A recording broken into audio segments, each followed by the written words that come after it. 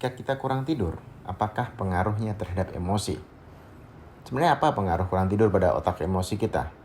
Mengapa kurang tidur bisa menciptakan emosi irasional dan reaksi berlebihan?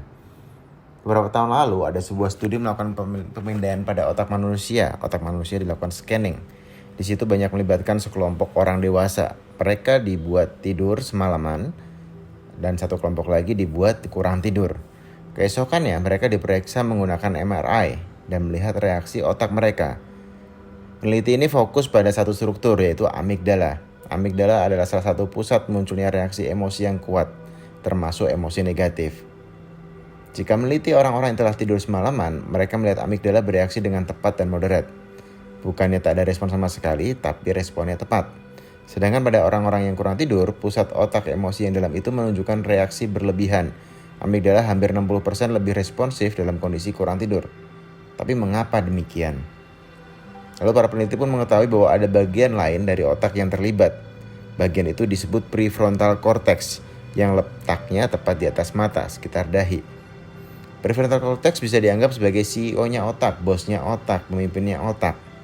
Sangat pandai membuat keputusan dan reaksi hierarkis tingkat tinggi. Bahkan itu adalah bagian otak yang paling berkembang. Salah satu bagian yang dikendalikannya adalah pusat emosi, yaitu amigdala. Orang yang sudah tidur semalaman memiliki komunikasi dan jalinan yang kuat antara prefrontal cortex yang mengatur pusat otak emosi dalam itu. Tapi orang yang kurang tidur, jalinan dan komunikasi antara prefrontal cortex dan pusat otak emosi yang dalam yaitu amigdala telah terputus. Akibatnya, amigdala merespon dengan berlebihan karena kurangnya tidur. Hampir seolah tanpa tidur, emosi kita menjadi sangat cepat bereaksi dan kurang adanya rem yang mengendalikan. Sepertinya itulah penyebab integritas emosi kita tak terkendali saat kurang tidur. Jadi, itulah hal buruk yang bisa terjadi jika kurang tidur. Tapi, ternyata terjadi hal baik ketika kamu kembali tidur cukup. Tidur, khususnya tidur REM atau yang sesuai dengan cycle tidur, adalah pertolongan pertama yang ampuh bagi emosi. Karena saat tidur malam, itulah kita menyerap emosi berat yang kita rasakan saat siang hari.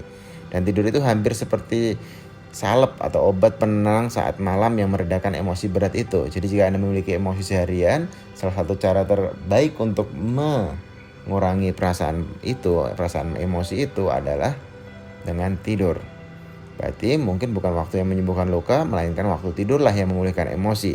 Sehingga keesokan harinya kita bisa menghadapi ingatan emosi itu dengan tingkat intensitas yang lebih rendah. Selamat tidur.